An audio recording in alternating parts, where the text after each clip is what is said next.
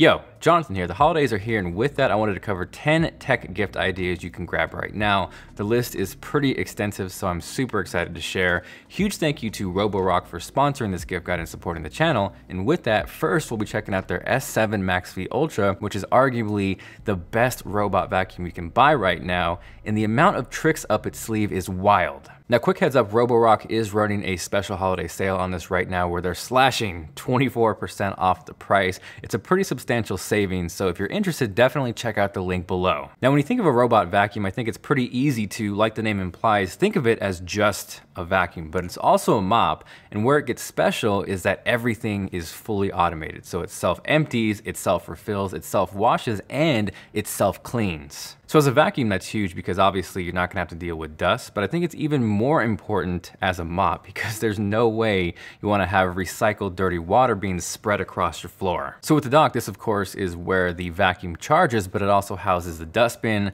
clean water, and dirty water. It's essentially where everything happens. It's one thing to filter between the clean and the dirty water, but if the mop attachment itself is dirty, it kind of really doesn't matter. Fortunately though, this also on its own cleans and scrubs that attachment, which takes that burden off of you. It's also smart enough to know the difference between hardwood floor and carpet, so if you're mopping and it detects carpet, that mop is going to Tony Stark up and get out the way. Now as a vacuum, it packs a ton of power, so it's not just gonna lightly brisk over things, it's going to make sure you get a deep, thorough cleaning. Now where things get even fancier is there's a camera, a light, and LiDAR built directly into the vacuum, and that combined with the Reactive AI 2.0 is going to allow it to recognize things like objects and improve things like obstacle avoidance, so it's not going to be crashing into everything. The LiDAR also allows you to build a 3D map of your space, which is incredibly helpful alongside the app. You can do things like mark furniture, set areas you don't want cleaned, manually control the robot vacuum, or let's say you're not home, you can actually even tap in, see what's going on, and talk through the vacuum, which is kind of nuts. So yeah, like I said, it's kind of the ultimate robot vacuum that does everything extraordinarily well. So next up is the Samsung M8 Smart Monitor, which I covered earlier this year. This is a 32-inch 4K display, and in terms of what you get for the price and the amount of things it can do, it is a no-brainer.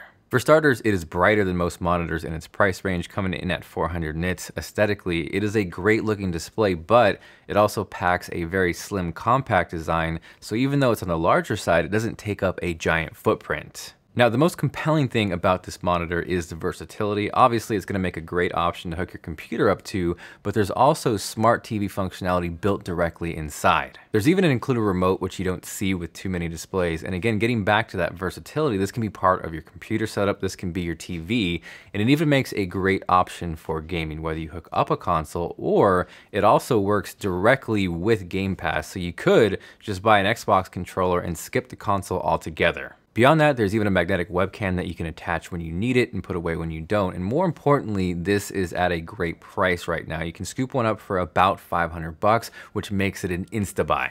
Following that is the Xbox Series S. So if you don't need a Series X or a PS5 and you're just looking to do more casual gaming, this is a great option. Specifically, there are two deals going on for the holidays right now, the first of which being the Xbox Holiday Console. It's not a bundle, nothing comes with this, it's really just a holiday box, but more importantly, you are saving 60 bucks. Conversely, there is the Gilded Hunter bundle, which is still $299, but you're getting 1,000 in-game credits for Fortnite, Rocket League, and Fall Guys, and that's 1,000 each, not total. There's also some exclusive skins and things like that. In my opinion, I would probably just try and find the holiday console and save the cash, but I wanted to throw that out there as well. Next up is the Sonos Ray. I've been a fan of Sonos for a hot minute, and it's nice to see them going down a more consumer-friendly price point, with this being the first soundbar you can grab from them for under 300 bucks. You're still getting things like their in-app functionality, calibration, things like AirPlay. The only thing to keep in mind is it is optical only, no HDMI. Aside from that though, it is a tremendous option if you're looking for a soundbar in a compact space. If you need a little more punch or low end, they also have a bundle with their Sub Mini for under 700 bucks. And for contrast,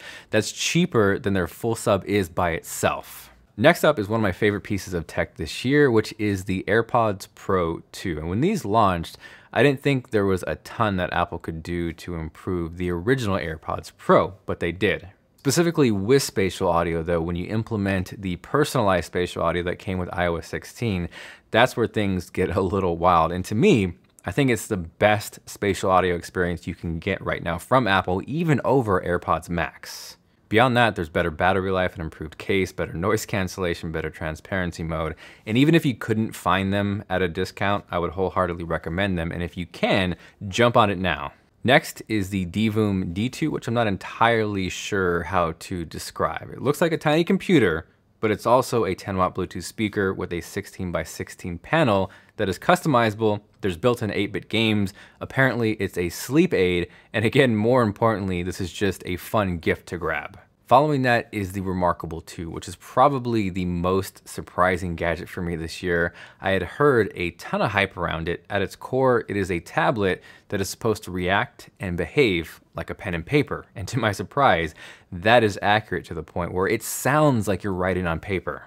It is geared to be simple, minimal, and more importantly, eliminate outside distractions. And with that, I think it does a tremendous job. Beyond just taking notes, it's a great option for throwing down sketch ideas, for reading PDFs or ebooks, or in my case, if you don't have the nicest, greatest, cleanest handwriting, it's going to convert that into text that you can then send off in an email. Next up is the Apogee Boom, which is something I've wanted from them since the dawn of time. This is a bus-powered interface you can grab for about 300 bucks. And yes, I realize there are interfaces that you can grab for less money, but what you're getting on top of the interface is Apogee's conversion and an incredible headphone amp. Honestly, the headphone amp on this is so good that that alone would almost be worth the price tag. Again, this is a full-fledged interface though. There's built-in DSP that you can use with Apogee's ECS channel strip, which sounds incredible. Again, with this being bus-powered, that means it'll also work on iPads. So for me, it is a great portable lightweight option that you can use and take with you on the go or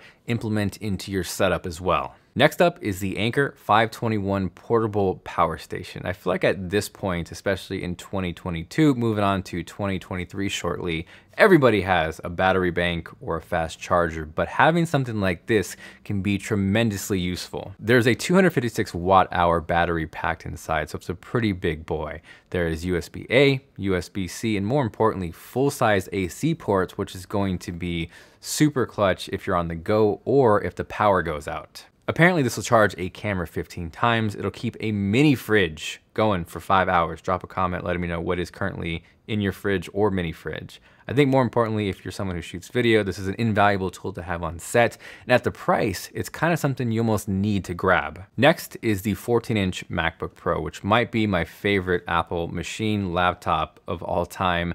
I'll definitely cover that more in depth, but I think right now, even with the rumors of the next MacBook Pro, M2 Max, this is still an incredible buy. I would almost call this a perfect machine. The display is incredible, the power is ridiculous, and I think more importantly with the holidays right now, they are regularly discounting it sometimes 400 or 500 bucks off. So if you can grab that deal, definitely jump on it. This is the first time ever that Apple put the same amount of power in a compact laptop. And again, with that discount, sometimes you're getting close to MacBook Air territory in terms of the price. Battery life is tremendous, and it was always my dream to have the same amount of power as the bigger laptop offerings in a smaller compact option. With this, we got it. Yes, there are going to be new MacBooks next year. There's always going to be something new, but I think these are so good that even if you grab one right now, it's going to last you for years and years. Aside from that, hopefully you enjoyed the video. Everything will be linked down below. Thank you guys so much for watching. This is Jonathan, and I will catch you guys later.